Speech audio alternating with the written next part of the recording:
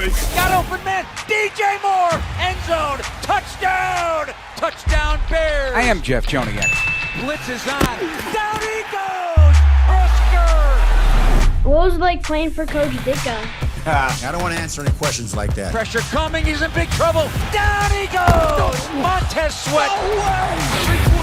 And Now, Bears Etc. brought to you by Miller Lite with the voices of the Bears, Jeff Joniak and Tom Thayer. Exciting times for Bears fans. Schedule release on Wednesday of this week, and fans out of their collective minds. Oh my gosh, it's as big as anything the league does. And we get our first look at the new Bears coaching staff on the grass, coaching up the rookies over the weekend, tryout guys as well. We had another successful Bears Care Gala. And we're cooking right now with Tom Thayer, the Super Bowl winning Bears guard. I'm Jeff Joniak. We're brought to you by Miller Lite. This is episode 144 of the Bears Etc. podcast. Tom, so much to discuss. I wish you were here because I think you would have got a kick out of the coaches on the grass, just listening to them coach. A little bit of fire, a lot of instruction, a lot of motivation, not letting anything slide as promised. I can tell you that. And the result, it was a fun watch. I mean, it's just shorts and guys running around doing techniques and fundamentals, but I enjoyed it. Well, for me, it's a little different because I had a chance to listen to a lot of it. And when you kind of shut your eyes and you're not paying attention to any one person, you're kind of paying attention to the symphony of voices that surround all of the practice fields. And whether they're yelling encouragement or correction or whatever they're talking about according to the position and the guys they're coaching. I think that's the neat process, and the beginning for me is kind of listening and getting to know those new voices with your eyes closed. So in 4 or 5 months, when we're listening to those guys make in-game corrections or corrections during the course of the week, you kind of familiar with it is and what they're saying and what they're trying to encourage and accomplish. All right, here's some of my takeaways from my eyes. Azie Trapillo is a huge man. Let me just tell you that right now. He is a big guy, and it's not just linear. He is built. He is broad-chested, big-armed dude, and just a large human being. Luther Burton III has got burst to him, man. He's got burst and finish to his game. Did make a heck of a catch. Got banged up on it, but he was right back out there on Saturday. And Kyle Manungai, he's going to be fun to watch as well. He may be short in stature, but he's a plow horse, man. He looks good. And Zack Frasier, the corner, thinly built, but he can move. Those long arms make an impact. So some very interesting stuff, and then we'll get into the coaching of Antoine Randall L. Boy, he's got a big voice. Eric Bieniemy. You're not walking back to the huddle, Tom. You're going to hear about it. No. It was fun. Bieniemy is one of the guys that you close your eyes and you kind of get to know already because his approach to coaching is a little bit more old school, where he's not going to coddle you and tell you how great you are. He's going to tell you what you screwed up, what not to do, and for God's sakes, don't touch the cone. That's when someone kicked a cone in there. So I like you talk about Antoine Randall L, and you talk about Bieniemy, you talk about Al Harris and these guys. It's kind of neat to listen to, the help that they're going to give these young players to come in here and compete the best against the veterans. And over the course of this podcast, we'll hear from defensive line coach Jeremy Garrett, a sit-down with him from a couple of weeks ago. He worked with Myles Garrett with the Cleveland Browns. He's been in the college game. And then J.T. Barrett, just getting his feet wet as an NFL coach, came over from Detroit with the Bears head coach Ben Johnson. So has some interesting comments, what he had as well, just from his perspective, not that far removed from being a college player. But also, let's talk about the schedule. We know a couple things at the taping of this podcast. One is the Bears are going to host Green Bay Week 16 at Soldier Field on Fox, so that's big. By the way, tickets will go on sale through Ticketmaster, the official ticket partner of the Bears, here on Wednesday. But for this game, you can already start buying those tickets. It breaks it's been 2 years since no primetime game. Used to be an annual thing. You're going to play the Packers in primetime. So this could be either 3:30 or 6:30. So that's primetime enough for me, and it'll be interesting late in the season, Tom. And then the Black Friday game.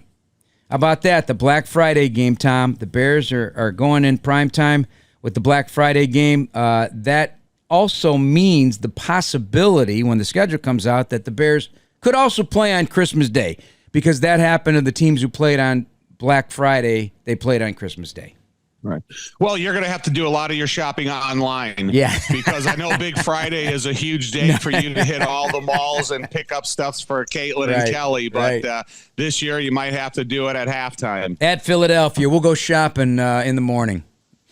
Cheesesteaks only. Yeah. So how do you feel about those two?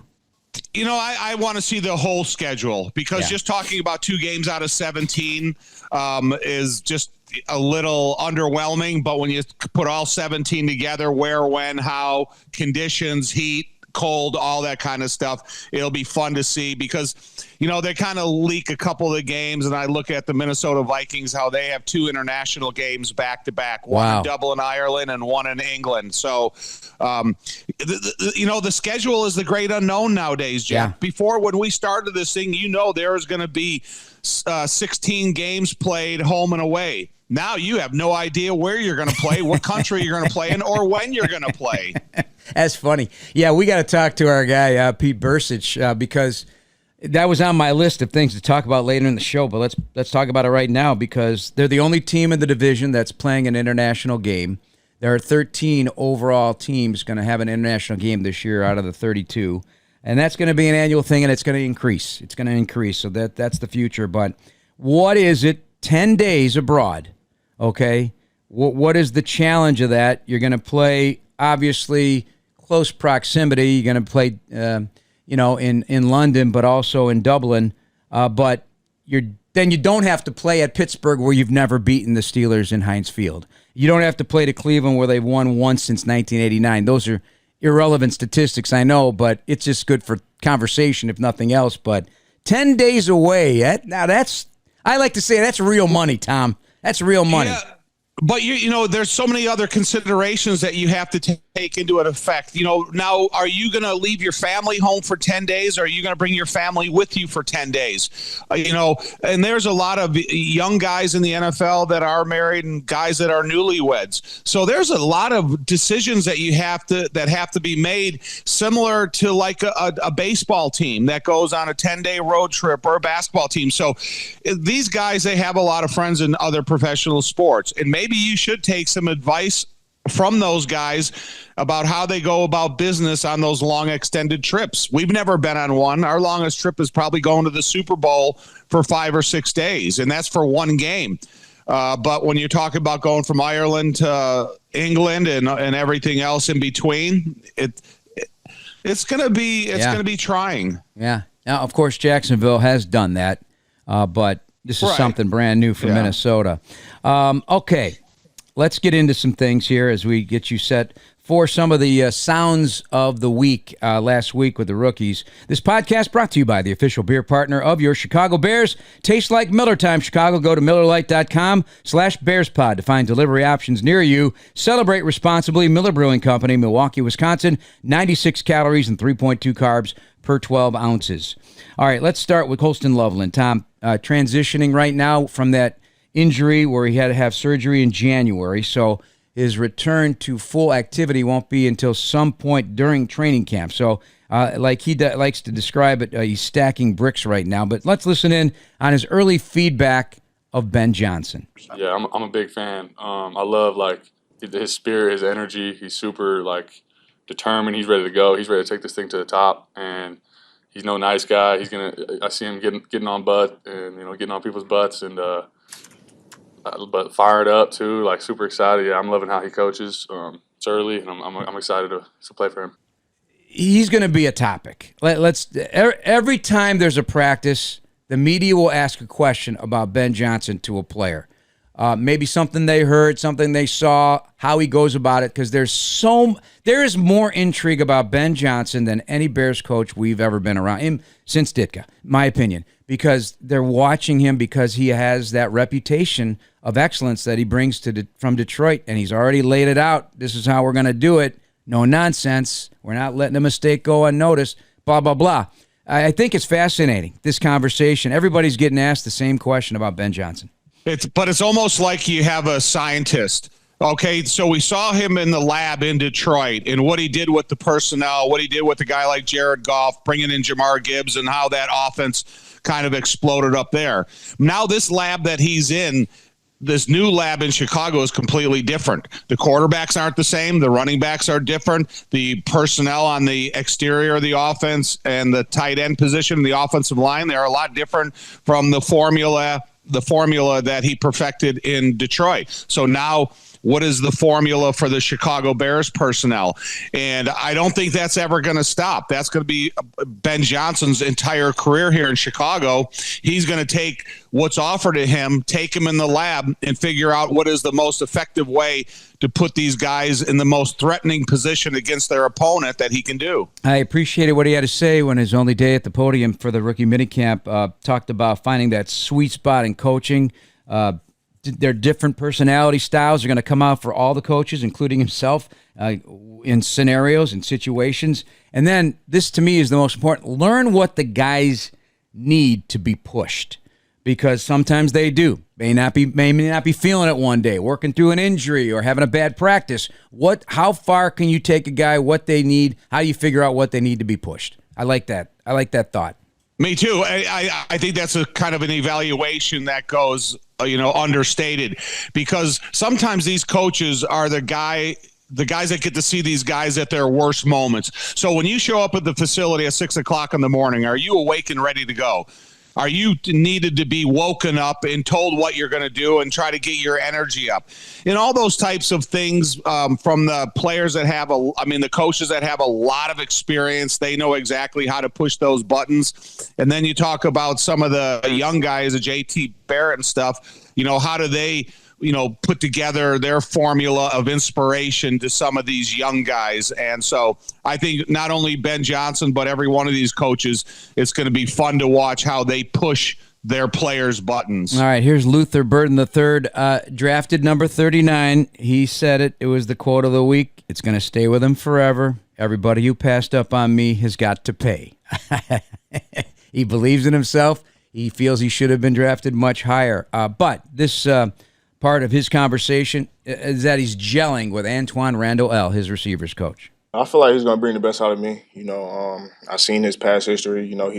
He's a guy who's, been in my shoes, so he knows what to expect and, different ways how to handle it. So I'm grateful, to have a great coach like him. On the practice field, Burton getting a lot of attention from Antoine Randall L., but he was coaching everybody up the same way. He's just full of energy, exactly the way we've described him. Yeah, and I love to hear it, and I love to see it, because these guys need to be inspired coming out of college and into their first NFL action.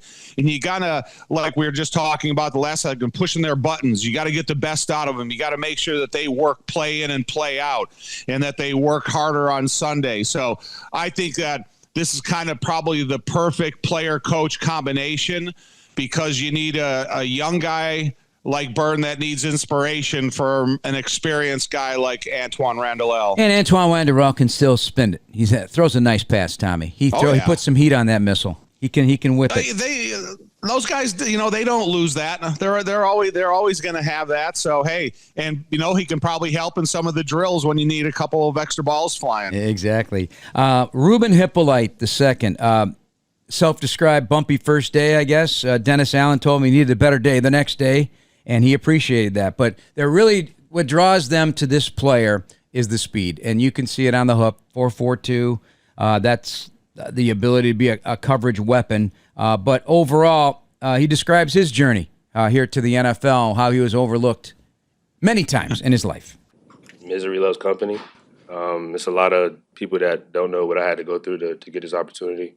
You just look at my story, just not going into the combine, not going to the Senior Bowl, Shrine Bowl. I had the Hula Bowl, which, I give a lot of, credit to Nick Logan for trusting in me to play in that game. But just that, and then I called the NFS twice to see if I had a combine invite. They said no. So going through that, and then just, going through training, the whole combine season, and just, chopping wood, carrying water, going through it every day, and then having my opportunity, my one opportunity at Pro Day, doing that, and then I went on like 15 visits, took like 30 flights in 2 weeks, just back and forth across the country. doing my meetings and stuff with like that. So, all of that is just a combination of, me getting this opportunity now. Definitely don't take it for granted. I'm very grateful for, everybody upstairs for believing in me and in my ability. Now it's time for me to put it together. I just love my story for anyone who's, out there who thinks that they need, things like the combine invite, the Senior Bowl invite, who thinks that they need that to get drafted. You don't. You just got to put your best foot forward. You got to run fast, and you just got to be your best self every day. And I feel like I'm showing that. I got a lot of messages, a lot of love, a lot of hate too, but that's what comes with it. So I'm all for it. The essence of that was the surprise that he was a fourth rounder. Others had him as undrafted, just draft analysts. The crowd that does that work during this entire offseason. He wasn't buying any of it, and I'm glad. Talk about putting a chip on another shoulder. There you go. Listen, I love his reaction to how the draft went down and his dissatisfaction with his evaluation or non-invite to the combine. All those types of things that are going to stay in the back of his head are going to be fuel for the fire. You think of what happened with TJ Edwards throughout his career after being undrafted free agent, and now he's one of the best interior linebackers in the NFL. I think that kind of fuel is really important for any of these guys, and Hippolyte is one of the guys that I think he's going to be inspired by it. All right, Azie Trapillo, what a nice guy. I introduced him to Tommy Waddle in the hallway because he played with his dad and got a big charge out of that. I stopped him in the lunchroom. I said, hey, I got one more nugget for you. I don't know if you know who this person is, but a gentleman by the name of Jim Finks, a general manager in the Pro Football Hall of Fame, had a big hand in putting together that starting offensive line for the 1985 World Champion Chicago Bears and was a big line of scrimmage guy. He's in the Hall of Fame. Just so you know, he drafted your dad in New Orleans, and that's a great nugget. And he was like, man, thank you so much for telling me. That's a cool story. I think it's a cool story, and it's interesting that he is a Bear. And Jim Finks so popular in this organization and I know you respected Jim Finks as well. Oh, heck yeah. And, I knew his dad. I knew who his dad was. I knew a lot about him from his college background and stuff. And so Trapillo has got an opportunity to keep that name alive and flourish even farther in the NFL. So he's definitely a guy I think all Bears fans will pull for, but he's also in the midst of a job interview that could be some of the more difficult times over the next 5 or 6 months in his life when you're trying to go from right tackle to left tackle or maybe even on inside in the guard. Then you're going to have an extreme upgrade in talent every single snap that you have in the NFL. I'm super excited for the kid, and I hope he has a long double-digit career and, that smile stays on his face. Here's Trapillo on getting his first snaps at left tackle throughout the course of minicamp. Throughout college, I knew that I wanted to play in the NFL, so doing so, you have to be versatile. That's the quickest way to get on the field. So, after practice, even though I was the right tackle the last 2 years in college, working left, making sure that it's still smooth, still feels good, especially after the season, I was working more left than right just because catching up for lost time. So it felt good today. Did you have a non-football checklist?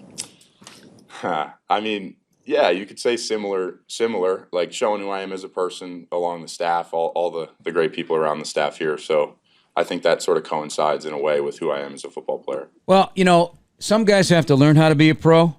Some guys are just a pro. They're just a pro. Azie Trapillo is a pro because, as he indicated, working at left tackle after practices at Boston College, thinking big, right? Thinking long-term what that means. Maybe an injury on his own team, or maybe the NFL is going to look at me, I have to play both sides. Way to go, Azie Trapillo. Right. Listen, man, the saying in the NFL is the more you can do. There is very few guys out there, unless you're a bona fide left tackle and that's what you played your whole career and that's what you're walking in the NFL to do. There's a few of those guys.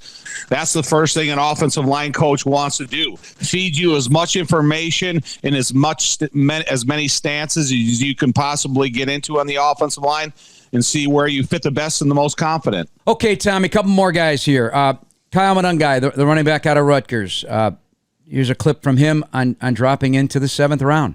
I don't concern myself with who went before me and all those things. The draft's over with. It's in my rear view for me. But definitely something I'll take with me as some fuel, chip on my shoulder. But that's kind of been my whole career, my path to getting here. And, the things that allowed me to excel in college. I got to figure that out at this level first, and then, use those things to my advantage, and then I expect to see the same results. What are those things? The little things, little details. This being a professional sport and playing with grown men, at the end of the day, everyone's talented. Everyone's got the certain things that are necessary to be a football player. It's the little details that makes the great guys great, that allows them to see the results they see. So I got to figure out what those things are for me. I got a little idea, but now that I'm here, I get to kind of fine-tune those things and figure it out and then apply it to my game. You have a great saying. When something is brought to your attention that aggravates you a little bit, you say, don't care. He does not care where he was drafted. It matters not. And that's the proper way to look at it. Because once you are on the field, now it's your ball game. You show what you got. You're going to get evaluated from a completely different set of eyes. This is a different system, different scheme. You got your chance. You run with it. And I like that he's looking forward and not backwards, Tom. Oh, me too. I really enjoy this young running back. I enjoy everything he said. I like the things that you see on tape and what Eric Bieniemy needs out of him and what Ben Johnson is going to use him for this offense. So I think he increases the competition in the backfield, and I think he's got a bright future ahead of him in the NFL. We're brought to you by PNC, official bank of the Bears. Zack Frasier, the rookie cornerback out of Texas, San Antonio, and we brought this up many times, the coaching work of Al Harris, and watching Al Harris just strut around on that field with a resume of importance as a player. I think it hasn't gone unnoticed by anybody, including these guys. Frasier, I'm being coached by Harris. Man, Coach been helping me for sure. Getting my stance higher, not being too low when I'm first man and stuff like that. So being coached by him is really a blessing, for real. He gonna coach me up hard every day. He been coaching me hard since I got here and right now. So just having him right there, it just motivates everybody, and it just elevates your game as well. Tommy made a terrific play at one point, breaking up a pass, and that was his MO. He gets to the football. He's like, man, he had 6 interceptions, but a lot of pass breakups in college. One thing about Frasier, I always say I believe that the cornerback position is the second most difficult position in the NFL. And so if you take a guy that has the template that can be successful and then everything matches, his feet matches with his length, as he matures, he gets bigger and stronger. And then you have the mind to pick from Al Harris that can probably help expedite the way you should be thinking about the offenses that you're facing, the receivers that you're facing, the different types of routes they can run. I think Frasier has probably been picked in the perfect place with the perfect coach and really can utilize that length and size of his. Are aches, pains, or injuries keeping you on the sidelines? Athletico's movement experts are here to help you turn your setbacks into comebacks and create a personalized game plan for your recovery. With no prescription or referral needed, Athletico Physical Therapy is where your comeback story begins. Athletico, proud to be the official physical therapy partner of the Chicago Bears. All right, let's get into the defensive side of the ball. Defensive line coach Jeremy Garrett, coached with Jacksonville last year as a D-line coach, has worked at Liberty College, Auburn, the high school level, worked the Browns a few years ago working with Myles Garrett. He's got a lot of excitement about what's ahead, making that transition from college to pro and what that means, the essence of our conversation. Okay. How is that transition from college to pro for you? It's been good. I was with the Browns in 2020, so we got some NFL experience and some Midwest experience, so kind of used to the cold a little bit. But you get to this level, football is football, just it's minus the recruiting and all the home visits and things like that. So it's been good, man. Come from Jacksonville and now, with another NFL team, it's been good. Does it feel like you have a lot more runway when you don't have to worry about those other things in college? Yeah, I think as a coach, it's definitely. I think the biggest thing, like you're going to spend the hours in football, you're going to grind in football. All of that doesn't change. I think the biggest thing is, when you're off, when you're on summer vacation, like you're actually off and you're with your family and you can give them all your attention, and it's not, you got to answer the phone for every recruit that's calling. So that's the biggest difference. I enjoy recruiting, but it is nice to be with your family and not have to interrupt that time. All right, so what do you think of your guys so far? Like the group, man. Really, really excited about everybody as a whole. I spent some time with those guys, been meeting with them. We got some talent. We got some work to do. And I'm just excited to get on the field, man, and work with them and coach and do what we love to do on the grass. Can you kind of explain to us, because we haven't seen him from the inside, only the outside, looking at Grady Jarrett's energy, enthusiasm, juice? I mean, he's a leader. I mean, you can feel it. He's one of the guys you walk in the room. He has a presence about himself, and he is, very detailed. He takes notes as if it's the first time he's heard anything. So you can see the leadership in him. I know he's doing great with those weight room guys at this time, but I think he's the type of guy. I mean, he's a captain. He's a veteran. He's tough. He works hard. He has the right mentality. He's an unselfish player. I think anytime you get a guy like that and you add that to your defensive line, along with the talent we had in place, man, I think it's exciting to have that type of guy join us. I was excited. With him as a veteran, Andrew Billings as a veteran, how can they help the younger guys and potential guys that come in for the draft? I think just the biggest thing with new guys coming in is how to be a pro. And so those guys, Billings, Sweat, all those guys can just reiterate, the coaching points. Like here's a note-taking process. Here's how you handle yourself as a pro. Here's how to get rid of the distractions if there are some. But just to be a pro and have longevity in this league, I think is important. And I think those guys have proven they've done that, can be an example for those young guys coming in. We don't have a depth chart or anything like that, man. It's going out. Let's coach. Let's play football. Let's get better.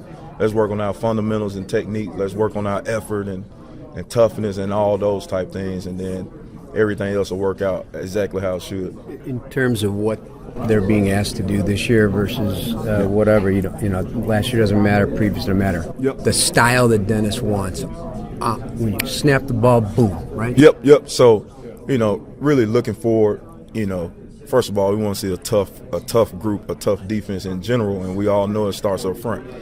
So mentally tough, physically tough. We want to see relentless pursuit, all right, and we want to strike blocks. Like we want to attack up front. We want to knock guys back. And so that's kind of mentality style that we want to be with, We want to disrupt the timing of the running back and the quarterback. And so that's really our goal and what we strive to do and what we want to put on tape. I hear a lot of great things about this coach also being a excellent teacher and a fiery guy. Very nice guy, but he's got a lot of work on his hands because there's a lot of clay to mold on that defensive line. A lot of different personalities, body types, talent, everything that Dennis Allen is trying to get accomplished about these guys coming off the ball hard and just banging into that guy across the line of scrimmage and him being disruptive and penetrating. I like that Garrett recently had college experience because he kind of understands the young mind of defensive linemen that are coming up through the ranks out of college and then coming to make the pro game. Then he also understands the professional guys because he's been around the game for a while now.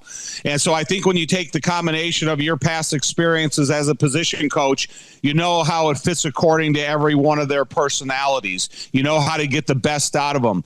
So I'm excited for the group of guys that Garrett gets to work with, and I'm excited that he's getting to work with Dennis Allen, and Dennis Allen has already said what he wants out of his defensive line. And I think that you can take their traits and their abilities and coach every one of their responsibilities accordingly and get the best out of this group and make the most competition to see who wins jobs at the end of camp. Yeah, if you just go on last year and the projection anyway, you got 8 guys that are coming back as starters, right? So the defensive improvement that will come, it'll be the other supplements added from what you've put in here in the offseason. Certainly the names are familiar now with Dio Adengbo and Shamar Turner and, of course, Grady Jarrett. In terms of how they come together will be the key, and that will come from how they're coached, what they're being asked to do, hopefully playing on the lead more than they have had the chance to, which will make a big difference, I know, in your opinion, and how Grady Jarrett opens things up. I think these are things we'll be looking at from a defensive perspective. All the attention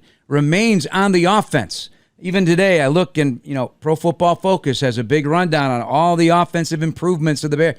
Let's talk about defensive improvement and how Guys like Montez Sweat and Jervon Dexter Sr. and Tremaine and TJ and Jalen Johnson and Tyreek, Kyler Gordon and Brisker all have to rise as well. But one thing that each coach has really said throughout your interviews with them is there's no depth chart. And I like that though, Jeff. And I want them to keep saying that until they get into training camp in pads a couple weeks, evaluate one-on-ones of every different segment that you're looking at. You look how they fit in according to the mental side of the game. And then maybe the first time a depth chart comes out, there's going to be guys that walk into that locker room and they look at that first depth chart and they're going to go, what, where am I? There's going to be a lot of those question marks. And I remember the first away game when I was at Notre Dame, I ran to the locker room to look to see if I made the traveling team. That's all I wanted to do. And when I saw my name on the traveling team, it gave me a shot of adrenaline and a boost. Okay, that first obstacle, you made it. Let's see what's next. And so it's the same thing with if you're on a professional level. Let me look at that first depth chart. Where am I? Okay, what do I need to do to climb up that depth chart? Or what else can I do to improve my opportunities? Did you have the same euphoric rush when you ran to the scores on the outside of your teacher's office after a big test and you passed your math final? Remember those days in college? I didn't run with the same excitement. That was more concern. I probably had more confidence in my football ability than my schooling. Yeah, the kids today, they get it. It's all digital. We had to run. You had to sit there and you had to look for your test score on a piece of paper outside the office. Ugh. Oh my God, it was talk about a stomach ache, Tom, for both of us. I'm sure. Again, we're brought to you by PNC, official bank of the Bears. A note on Dennis Allen on Shamar Turner, by the way. Since we had Turner's interview last week, I didn't run any sound bites from him from the podium, but I love this quote. And he's a Texan. Dennis Allen's a Texan, so put it all into perspective. I think we'll have to put the saddle on him and break him a little bit, but we'd rather have to pull the reins back rather than have to whip him to get him to go.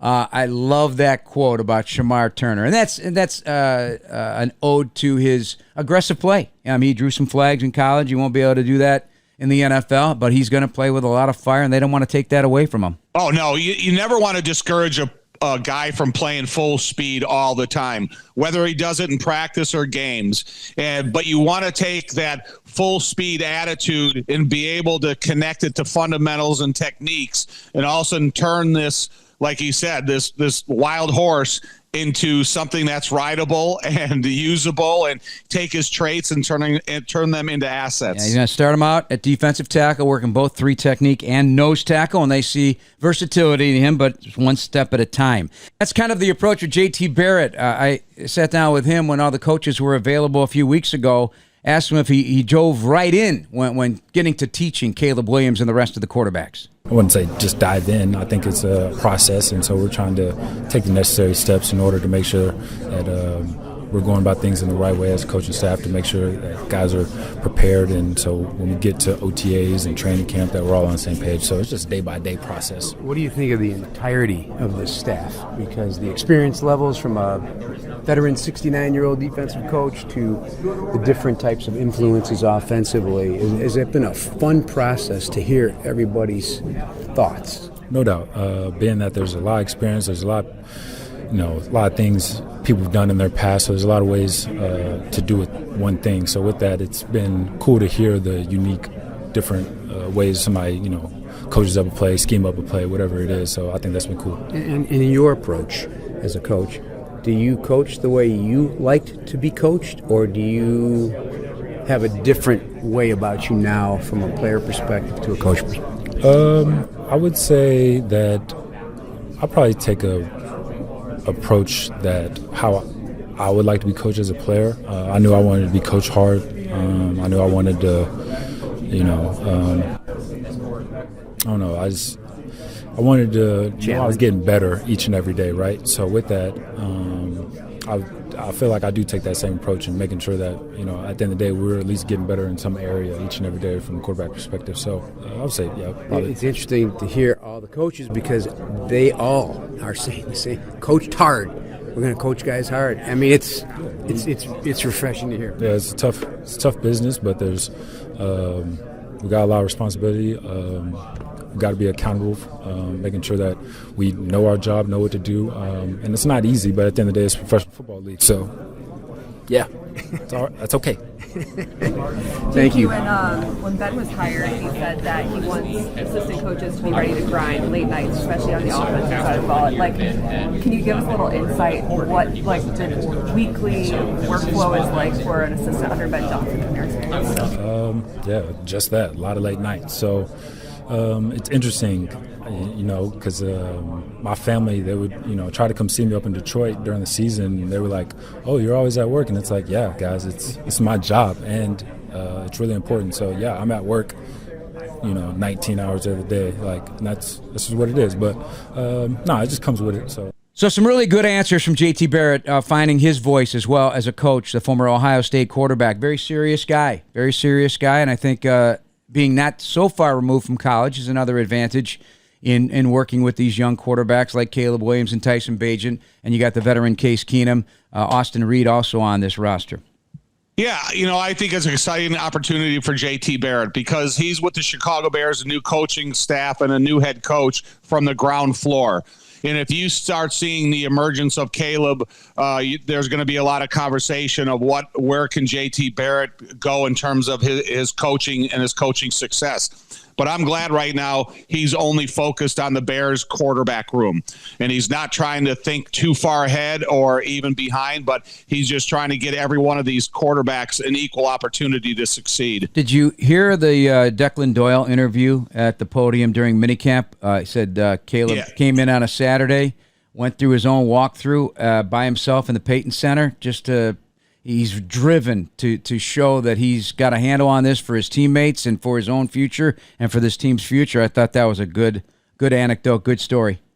I think from the moment Caleb was drafted, he's always been a really wise young man up at the podium, but he also knows what's at stake here because now this is the third program in 3 years. And the difficulty of mastering the terminology that he has to learn, that it's not an easy process. So the more time, whether you're by yourself, or you're with your teammates, or you're with one guy from your team, there's a lot that you can learn that's going to help you moving forward. Good news, Chicago. United Airlines getting brand new planes with all the bells and whistles like Bluetooth connectivity, screens at every seat, and room for everyone's roller bag. United, proud to fly the Chicago Bears, and you too. I mentioned Bears Care, another big night. Thank you to everyone who attended and contributed to cancer and ovarian cancer research, breast and ovarian cancer research. Another big night in terms of those contributions and the live auction. And, some of the players there included Roma Dunze, who he must have taken about 1,000 pictures. People really are attracted to Rome's personality. And he was so generous with his time over the. I have to mention that. And same with other players. And some of the guys that have been there many times, like your teammates Stan Hampton and Gary Fensick and Charles Peanut, Tillman was there, Jerry Azuma, Anthony Adams, those folks. So DJ Moore. So it was a very, very fun night. Went smoothly and a big night for cancer research for sure. Well, that's awesome. Listen, man, that event has meant a lot to every single Chicago Bear player who's walked into that event. And they know that how it's helped people that are in such a position of need at that time. And the whole Chicago Bears staff has always done a great job of putting it together. And you running the live auction, I know that is not easy, but it's super beneficial to the people that it helps. I'll tell you what makes it easy when you have President and CEO Kevin Warren grabbing the microphone to give an impassioned plea and explain just how we are all interconnected. Unfortunately, in the cancer world, there's not a person that we know has not been impacted by someone they know that has been afflicted with cancer of any type. All of us, but he helped me out a little bit on some of the items, and he is the best. He's the best speaker and motivator I've ever seen at the microphone. So he did a heck of a job. So I appreciate that as well. Hey, Tommy. So OTAs will be starting May 20th. There'll be 3 on-field days that week, 4 days the following week, then a mandatory minicamp June 3rd through the 5th, and then the rookies got to come back for one more week. But that'll be it for the off season until training camp starts. We don't have the exact date just yet. That'll come rolling out once the schedule is released on Wednesday. But you'll be back in town and enjoying that process. And I tell you, the excitement is bubbling up, man. It's just seeing the guys on the grass again. A lot of smiles on a lot of faces just because everybody wants to rinse the bad taste out, right? And start over here and get it right and have a great 2025 season. And I know you feel the same way. Yeah. Hey, it's going to be one of the most competitive divisions in the history of the NFC North and the NFL. And I think every time you have a conversation, whether they're having a conversation in Green Bay and Detroit, Minnesota, or Chicago, the conversation all revolves around the division. It's something that, the Bears are in the process of improvement, coaching, players, and everything. And, I'm excited to see where this is going to go. Hey, Bears fans, Steinhafels is a proud partner of the Chicago Bears and now open in Orland Park. Steinhafels is Chicagoland's furniture and mattress leader with the largest selection to fit every style and budget and is 100% employee-owned. Shop in-store and online at steinhafels.com. One last thing, your dear friend and a guy that has, because of you, have had a few conversations with that have enjoyed, Chris Berman. I got to give him a shout-out. The Berminator gets to stay with ESPN through its 50th anniversary and first Super Bowl. He got a contract extension. He's 70, right? He's going to be 70. Just turned 70 the other day. What an amazing career, and I'm glad they still believe in Berman. And he delivers every time he takes the mic, and you tell him congratulations from me as well. I think that's huge, especially, he's all about ball. He's all about football, of course, and he's really carved out that niche and really been a big presence in terms of the National Football League in that regard. Certainly his work at the Hall of Fame also underscores that, but he's been around such a long time, and they'll get to be, a part of the first Super Bowl at ESPN when they do air that. Well, I did get a thank you message for him while we were doing this podcast, and I talked to him a couple weeks ago, and he said, and he will be, and I don't think there will ever be another 50-year employee of ESPN.